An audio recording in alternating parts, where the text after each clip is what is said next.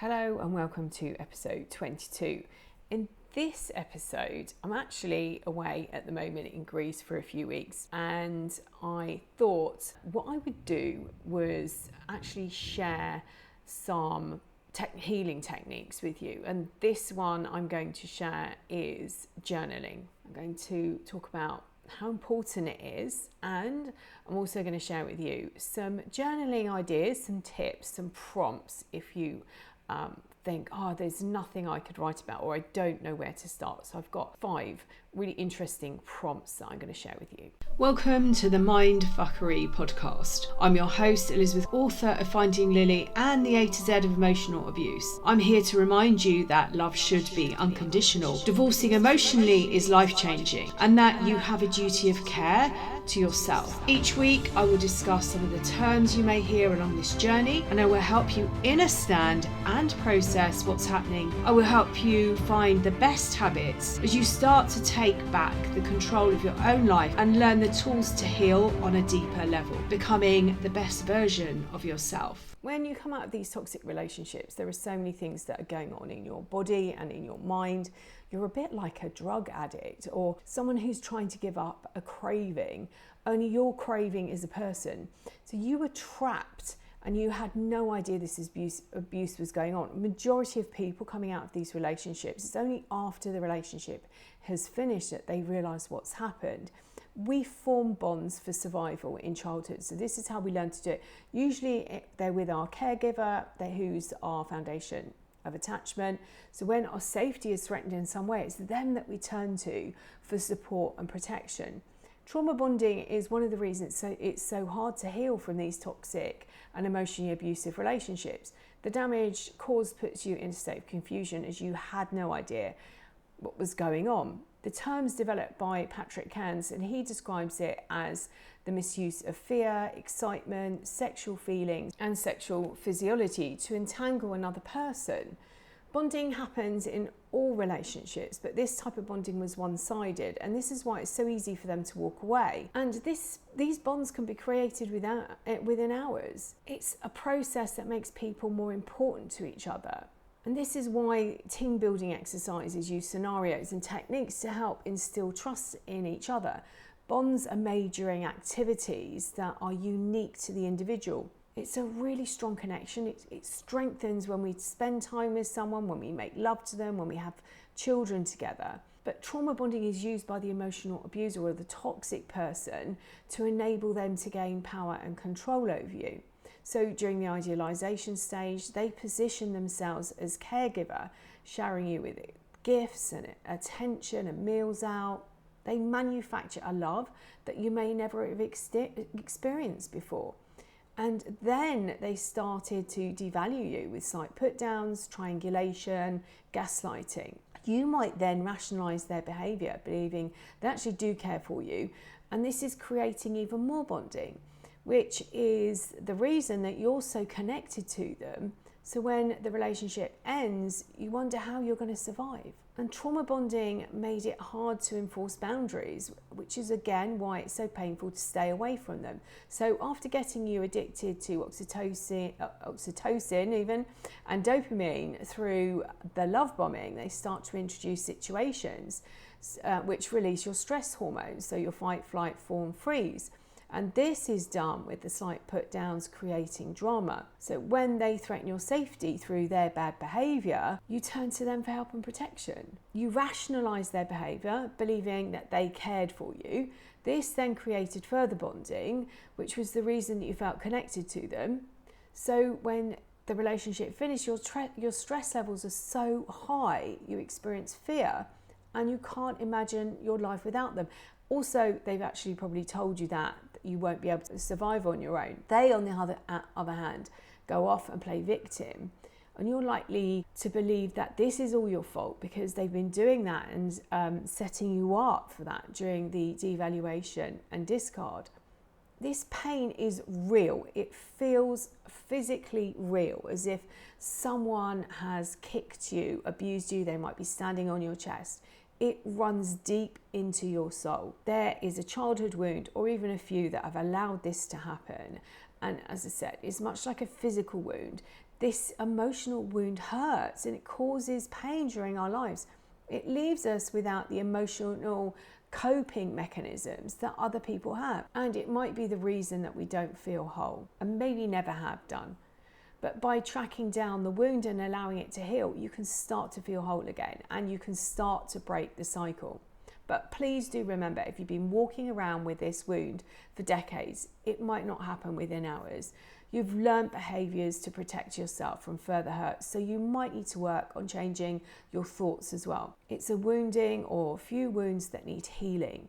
So when you think about the way you reacted, what was the emotion coming up for you? The abuser who has triggered this reaction is they were acting like a little earworm. I remember reading a comment on something I posted, and somebody I knew said, "Oh, that sounds like an earworm." I was in a relationship at this time and I didn't realise that I was being manipulated, but I completely got it. They're constantly feeding you with information. They're undermining you, they're telling you what to think, how to feel, who you are, who you should be, what you should be doing, who you should be spending your time with. They devalue the people that are close to you because they can't risk them taking over or influencing you in some way. So you might now feel abandoned and you might feel very alone.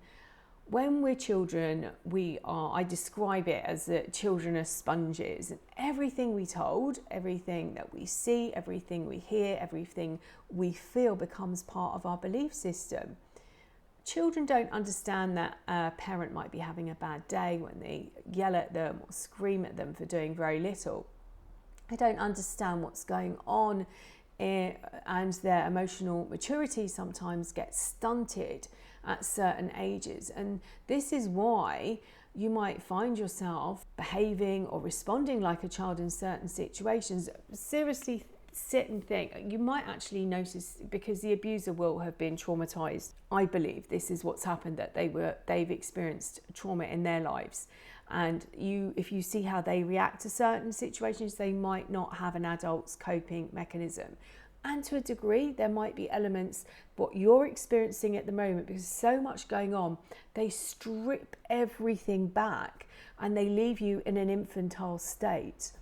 And so you might actually have a 3-year-old running your life.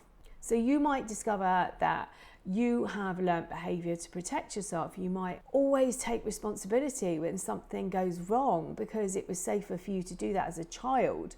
A lot of people describe themselves as empaths, but actually this might be something to do with a childhood abuse that they've experienced. And this is because they become so attuned to what's going on around them.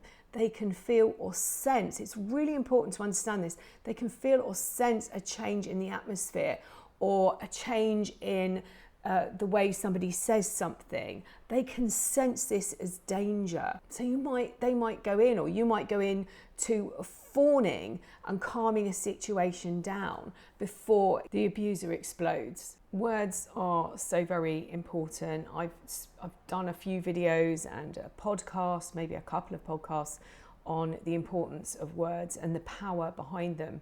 Writing them out is also very powerful. And you can do it typing, but I believe pen to paper, there's a connection. There's a connection between your brain, the emotions within your body, and that pen, and that when it goes onto that paper, I feel that there's a release that happens and it helps you process. So you find somewhere comfortable, you can sit. It might be a bit difficult to lay down. Maybe you could incorporate this into a routine. You could maybe get a candle, and maybe you could create a nice, secure, safe environment where you can write everything out. Turn your phone off, get a glass of water, make sure everything's removed that's going to distract you. Settle down and breathe. Now, what I will say is, if you do get distracted and you find that you're trying to get up and do things like move something, or I forgot to put the dishwasher on, I forgot to put the washing machine on, whatever it is, have I shut the door? see if you can lean in a little bit further and find out what it is that's stopping you. Is there something stopping you? Is there a fear coming up? What is it that's creating this procrastination? And in fact, you could use that as a prompt for writing. If you're going through a difficult time at the moment, you're trying to get clarity, journaling is an amazing tool. So you can use it to review your day. You can do it first thing in the morning or any point that fits in with your routine. In the book, The Artist's Way by Julia Cameron, she suggests doing it first thing in the morning before you get up, before you make tea or coffee, before you actually put your feet on the floor out of bed, and write 3 full pages and see what comes out. It might be nonsense to start with, it might be a shopping list, to-do list, but the more you allow the words to flow out of your pen, the more clearer your processing that happens. If you need a prompt for this part, you might be able to write out a question. Maybe it could be a "what's this all about?"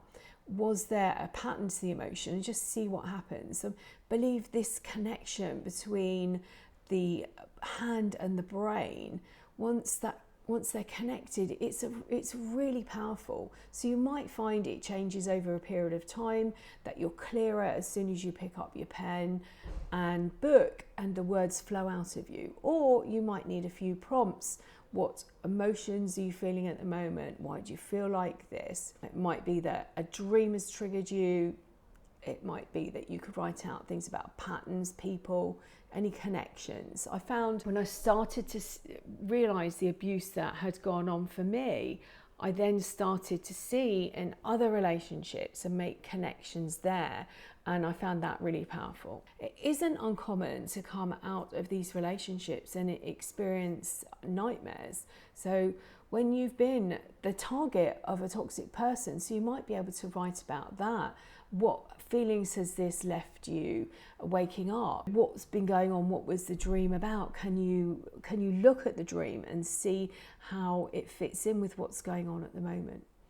Journaling helps you see patterns. Like I said, I had a lot of clarity.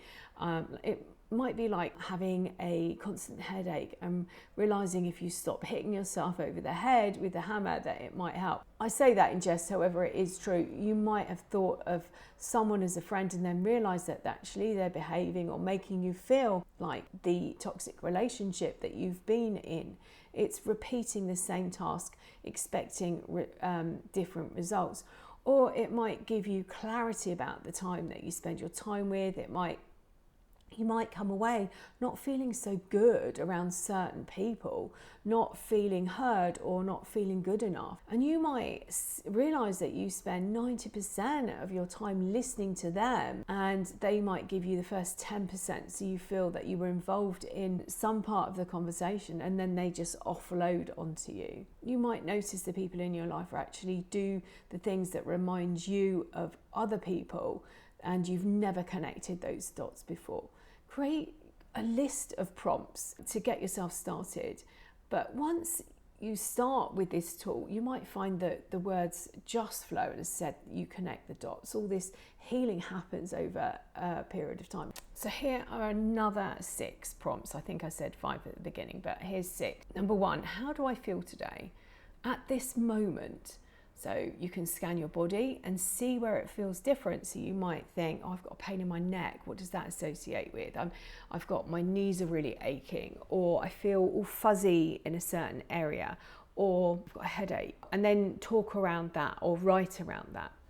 Number 2 is, what do you wish you could remember on bad days? Like those days that you go into rumination and you're going over everything and replaying the relationships and reminding yourself that this is all your fault. On those days, what do you wish you could remember? Number 3, who's your favourite warrior and what do you think is inspiring about them? They could be fictional, they could be real. I'm going to link, I've got a meditation on archetypes and warrior archetypes. So I'll link that in the description below. So what qualities do you share? You could think could you borrow some of theirs while you step back into your power and build up your own?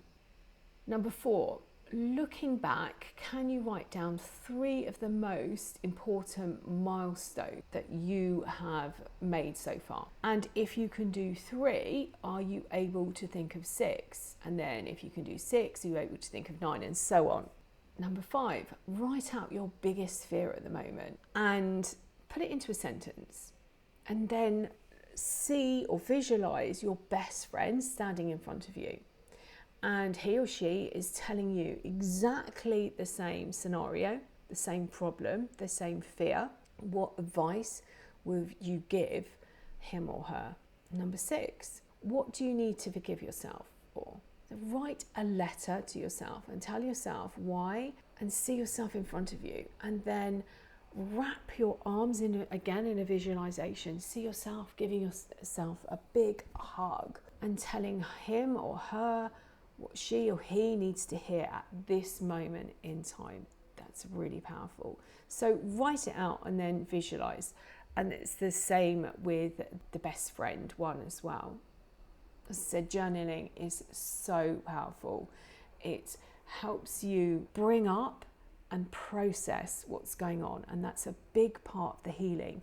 Understanding what happened and what you were told and the difference. So being able to process and work through, learning to love yourself, to build your self-esteem back up again, to get in touch with your body and feel, because there's a massive detachment, I feel, that happens in these relationships when they end. Personally, that was my experience. I disassociated with myself and everybody and everything around me. I hope you found this useful. I hope you'll be able to incorporate. If my questions or prompts aren't good enough, go and do a Google search. There are loads of websites, I'm sure, that will have journaling prompts that might help you, that might fit better for you. Or come up with your own. Set yourself a bit of time before you actually journal and think about the things that would be really helpful for you. Write them down as prompts, and then if you sit down one day and you can't think of anything, or as you work your way into journaling, use your prompts, reword them. My words might not fit with yours. You can have a play around with it. I'm sending you loads and loads and loads of love until next time.